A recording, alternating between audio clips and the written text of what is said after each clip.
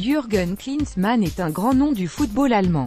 Il y a 28 ans, il était parmi les grands artisans du triomphe de la Nationalmannschaft lors de la Coupe du Monde en Italie. Ce fut le sommet de sa carrière de joueur. Il en a ensuite connu une autre en tant qu'entraîneur et qui aurait également pu déboucher sur un triomphe planétaire, 2006.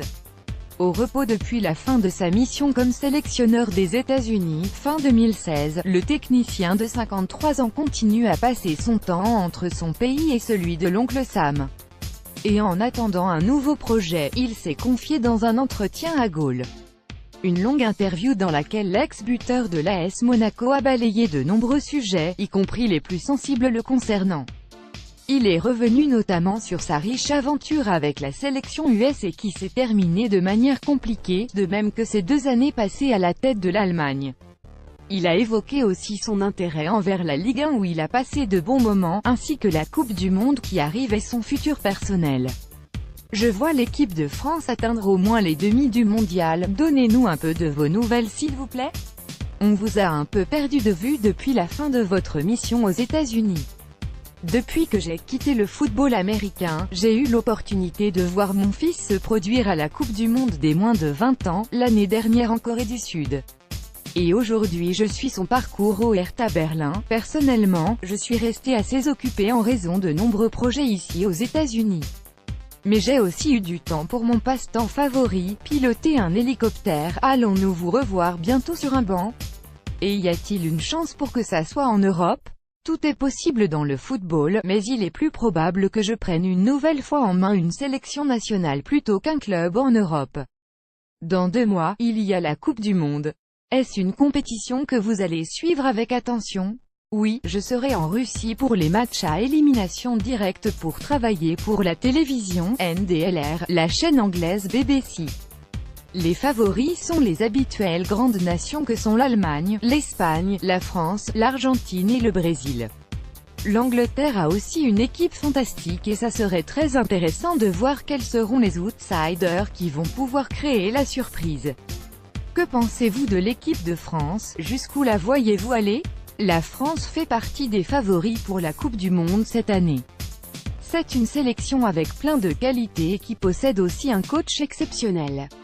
Je les vois atteindre au moins le dernier carré de la compétition. Il y a quelques jours, le Japon s'est séparé de son entraîneur, Vaidali Locic. N'est-ce pas surprenant de voir une sélection virer son coach à 2 mois d'une compétition aussi importante? Et comment les Japonais peuvent s'en sortir dans ce contexte? De l'extérieur, personne n'est en position de juger la décision prise par la fédération japonaise. Mais, il est toujours triste de voir un entraîneur partir juste avant qu'il ait pu montrer ses qualités à l'occasion du meilleur tournoi au monde. Vaidali Locic a consacré beaucoup de travail et d'efforts au développement de la sélection japonaise au cours des 3 dernières années et a obtenu de très bons résultats. Il mérite beaucoup de crédit pour le travail qu'il a fait. Cela dit, son remplaçant, Akira Nishino, est un entraîneur très expérimenté. Non seulement, il connaît parfaitement le vivre des footballeurs locaux, mais il a aussi enregistré des succès comme coach dans des compétitions à la fois domestiques et continentales. Tout comme il a un bon vécu comme sélectionneur des moins de 20 ans et des moins de 23 ans.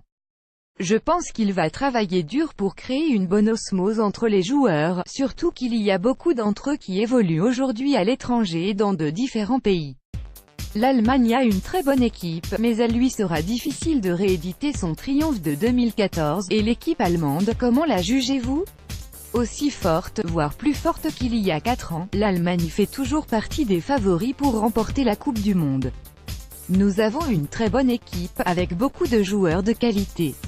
Mais, il sera très difficile de rééditer le triomphe de 2014 au Brésil. Si nous comparons la sélection allemande actuelle avec celle que vous aviez sous votre direction en 2006, chaque génération offre ses propres leaders et des joueurs hors normes. En 2006, j'ai eu le plaisir de diriger une équipe au sein de laquelle il y avait beaucoup de joueurs d'expérience comme Michael Ballack, Jens Lehmann, Oliver Kahn et Miroslav Klose. Et aujourd'hui, la sélection allemande est guidée par exemple par Manuel Neuer, Toni Kroos, Thomas Müller et Mesut Özil. Chaque génération a ses propres défis et sa propre dynamique. Mais, ce qui est le plus important, et qui constitue la pièce la plus importante du puzzle, c'est l'alchimie qu'il peut y avoir au sein de cette équipe. Seriez-vous d'accord si on vous dit que cette sélection allemande manque d'un grand avant-centre comme vous l'étiez, ou Oliver Bierhoff? Qu'avec un buteur de renommée, elle serait aujourd'hui imbattable?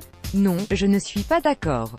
Nous avons toujours de grands numéros 9 comme Timo Werner, Mario Gomez ou Sandro Wagner, par exemple.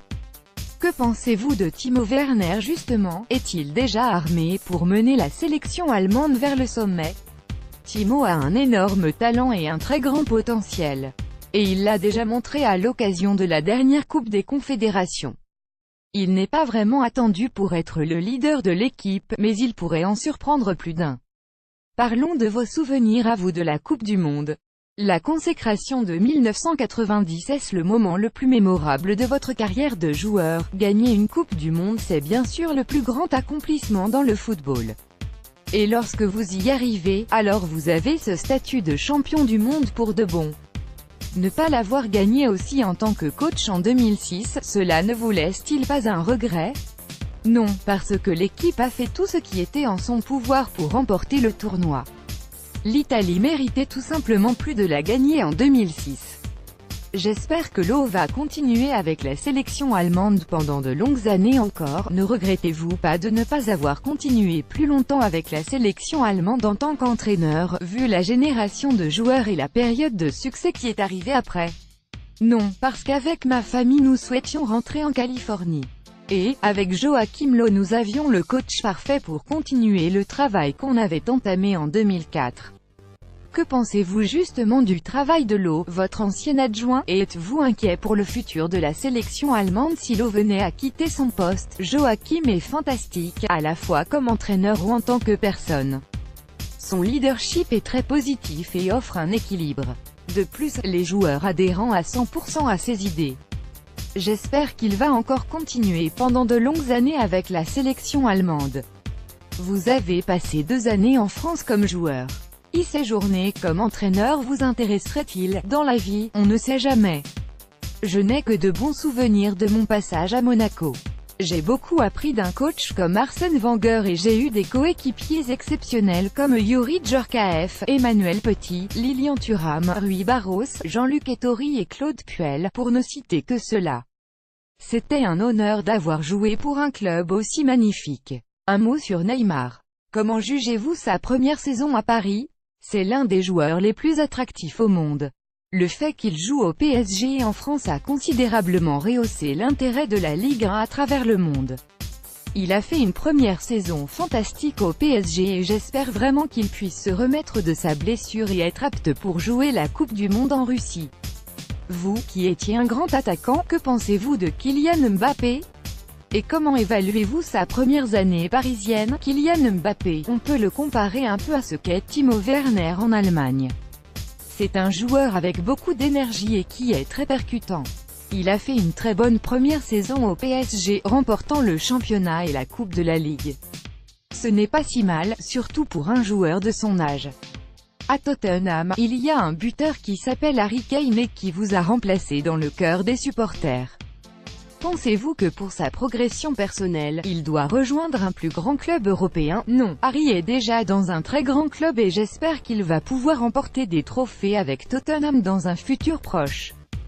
Si j'étais resté avec les États-Unis, je n'ai aucun doute qu'on se serait qualifié pour le mondial. Parlons un peu de votre précédente mission aux États-Unis.